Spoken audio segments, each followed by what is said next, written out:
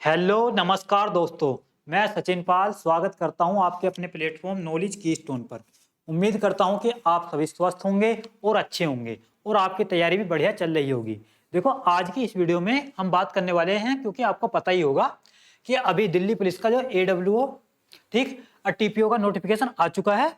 ठीक है, 552 इसमें वैकेंसी आई हैं, जो कि इतनी ही आती हैं इसमें। पिछली बार भी 700-800 के समथिंग थी, इस बार 552 है। ठीक है, और हमारा ड्राइवर का भी नोटिफिकेशन आ चुका है और कांस्टेबल एग्जीक्यूटिव का भी आ चुका है। ठीक है, बस अब बच रहा है HCM का, ठीक, यानी हेड कांस्टेबल मिनिस्ट्रियल। वो भी 1-2 दिन में आपको देखने को मिल जाएगा। मतलब जो कांस्टेबल की मतलब 12th लेवल की 4 प्रकार की भर्ती होती है दिल्ली पुलिस में। तो 3 नोटिफिकेशन आ चुके हैं, चौथा बच रहा है हेड कांस्टेबल का, HCM का, वो भी आने वाला है। ठीक है, और ये जो होता है ना AWO TPO, ये भी हेड कांस्टेबल की पोस्ट है, जो कि बहुत बढ़िया पोस्ट है। ठीक है, लेवल 4 की पोस्ट होती है हेड कांस्टेबल की। ठीक है, इसमें सैलरी लगभग 50 से 55 हजार के बीच आपको देखने को मिलेगी। मतलब बहुत बढ़िया जॉब है। ठीक, जो अभी कांस्टेबल की एग्जीक्यूटिव वाली पोस्ट है, उससे तो कहीं ज्यादा बेहतर है, क्योंकि आप 8-10 साल बाद बनते हो हेड कांस्टेबल। ठीक है, अरे आप यहाँ डायरेक्ट बन जाओगे। अरे मतलब डेस्क जॉब है ये, तो ये भी बेहतरीन है। मतलब 6 से 7 घंटा काम करना पड़ता है बस। तो इसके बारे में हम देख लेते हैं। ठीक, फॉर्म आपको कैसे फिल करना है, आपको सारी चीजें आपको पहले पता होनी चाहिए। ठीक है, और मैं आपको बता दूं, सिर्फ इसे वही कैंडिडेट फिल कर सकता है इस फॉर्म को जिसने 12th फिजिक्स केमिस्ट्री मैथ से की हो, यानी PCM होना चाहिए इसके पास। और जिसके पास PCM नहीं है तो वो नहीं फिल कर सकता। ठीक है, देखो, इसका जो फॉर्म फिलअप करना है आपको 24 से 15 अक्टूबर तक। ठीक है, ठीक, तो आप जितने जल्दी हो सके फॉर्म को फिलअप कर देना। ऐसा नहीं कि लास्ट डेट का इंतजार करना है, नहीं। ठीक है, जितनी जल्दी हो सके उतनी जल्दी फॉर्म फिलअप कर दो। और देखो, फॉर्म फिलअप खुद ही किया करो। ठीक है, ऐसा नहीं साइबर कैफे पर जाओ, क्योंकि वहां अगर कोई मिस्टेक हो गई तो उसका जिम्मेदार कौन होगा। अगर आप खुद फॉर्म को फिलअप करोगे तो आप ध्यानपूर्वक करोगे, बिल्कुल एक एक चीज देखते हुए। देखो, और मैं बात करूं, देखो मेल की वैकेंसी कितनी है, 370। ठीक, और फीमेल की बात की जाए तो 182। देखो, एज लिमिट की बात करी जाए तो 18 से 27। जो अभी दिल्ली पुलिस की सिपाही की भर्ती आई है उसमें होती है 18 से 25, मतलब सॉरी 18 से 25। इसमें 2 साल का तो फायदा है।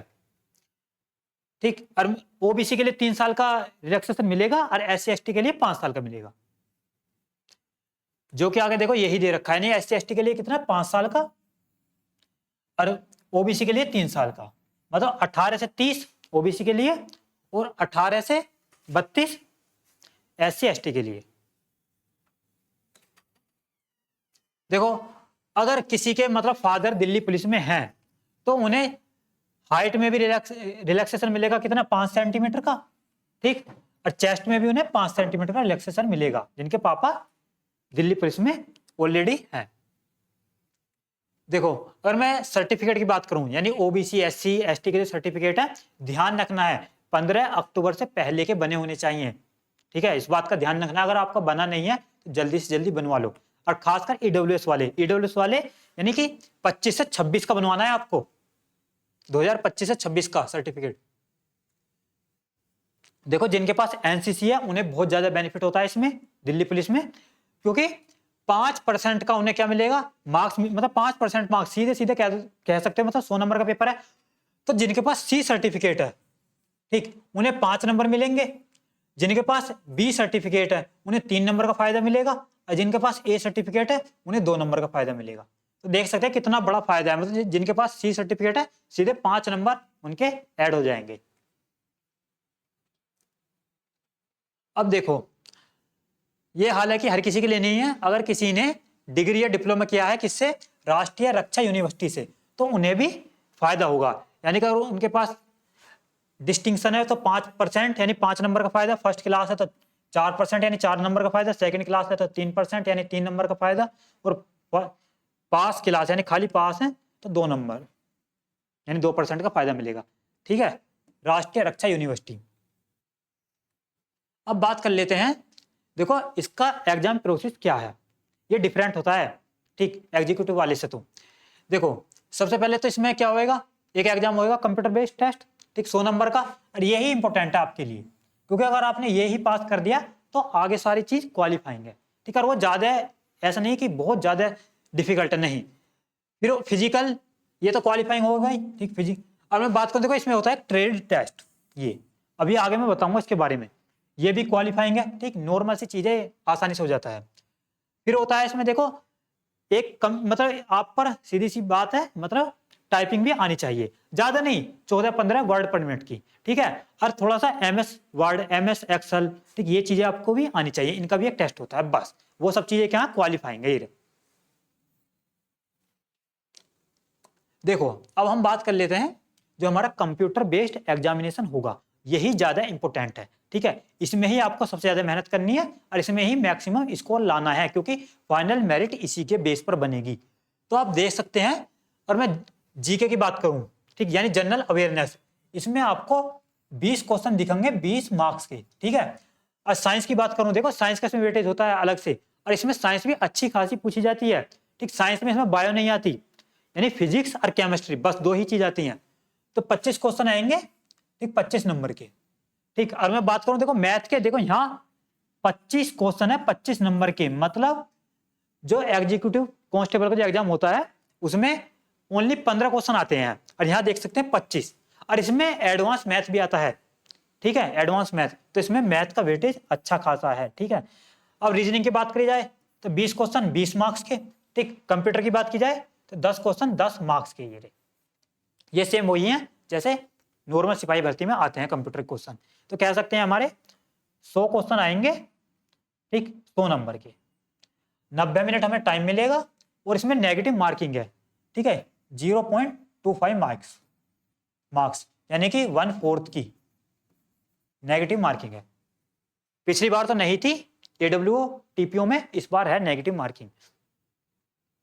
देखो अगर हम बात करें मतलब फिजिकल की, तो मेल कैंडिडेट के लिए, ठीक, अप टू 30 ईयर्स, ठीक, मतलब जनरल EWS और OBC के लिए, क्योंकि उनकी बैठेगी 30 साल तक तो उम्र, और SC ST वाले इसमें आ जाएंगे, मतलब जिनकी 30 से ऊपर उम्र है, ठीक, इसमें भी आ सकते हैं वो कुछ बच्चे, ठीक। तो 1600 मीटर 7 मिनट में, और लॉन्ग जंप की बात की जाए तो 12.5 फीट, और हाई जंप की बात की जाए तो 3.5 फुट, ठीक। और जो 30 से मतलब इसके बीच में आ रहे हैं, 30 से 40 के बीच में जिनकी उम्र, वो 8 मिनट में 1600 मीटर, ठीक है, और उन्हें 11.5 फीट लॉन्ग जंप मारनी है, और यानी कि इसे कह सकते हैं हम 3.25 हाई जंप। तो मतलब कह सकते हैं कि दिल्ली पुलिस सिपाही से तो इजी है ये फिजिकल, उसमें बहुत ज्यादा कठिन होता है, ये इजी है, इसमें तो आप आसानी से प्रिपेयर कर ले जाओगे, इसके लिए तो प्रैक्टिस करोगे कुछ दिन तो हो जाएगा। देखो फीमेल के लिए बात की जाए, ठीक, अप टू 30 ईयर्स, तो आपको 800 मीटर 5 मिनट में रनिंग करनी है, ठीक।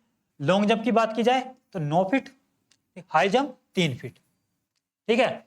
जो इसके बीच में है यानी कि 30 से 40 ईयर्स के बीच में, उन्हें 6 मिनट में 800 मीटर रनिंग करनी है, और लॉन्ग जंप 8 फीट और हाई जंप 2.5 फीट, ठीक है। अब देखो हम बात कर लेते हैं फिजिकल मेजरमेंट की। देखो मेल कैंडिडेट के लिए इसमें जो हाइट की बात की जाए तो 170 सेंटीमीटर हाइट होनी चाहिए। जो दिल्ली पुलिस सिपाही नॉर्मल जो भर्ती होती है उसमें भी 170 सेंटीमीटर ही मांगता है। हालांकि जो यानी कि इससे जो हेड कांस्टेबल की जो दूसरी भर्ती आएगी यानी HCM की, उसमें 165 सेंटीमीटर हाइट चाहिए होती है, लेकिन इसमें 170 चाहिए।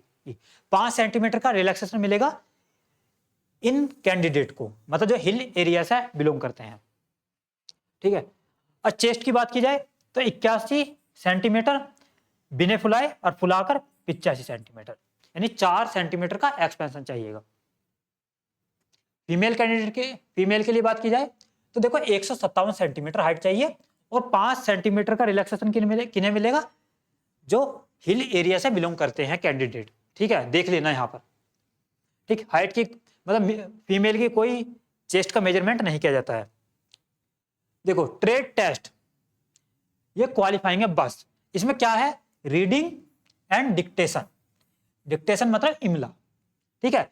रीडिंग कुछ नहीं, बस न्यूज़पेपर आपको पढ़ना पड़ेगा हिंदी या इंग्लिश में, बस पढ़वा के देखेंगे आपको।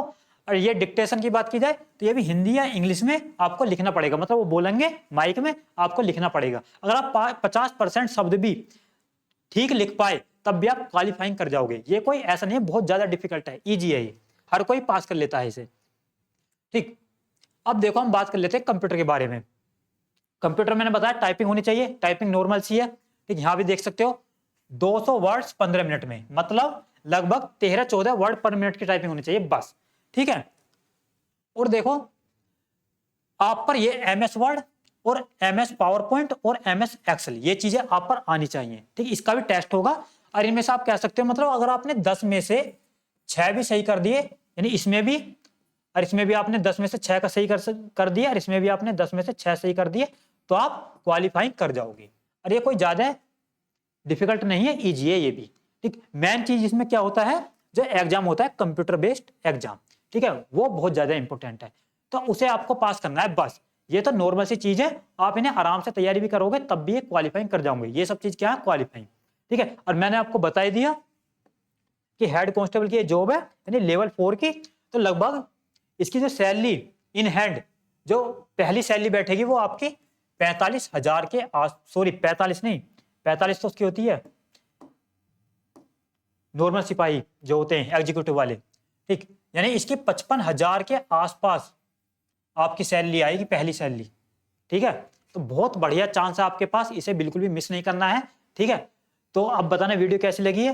ठीक है, मिलते हैं नेक्स्ट वीडियो में। थैंक यू दोस्तों।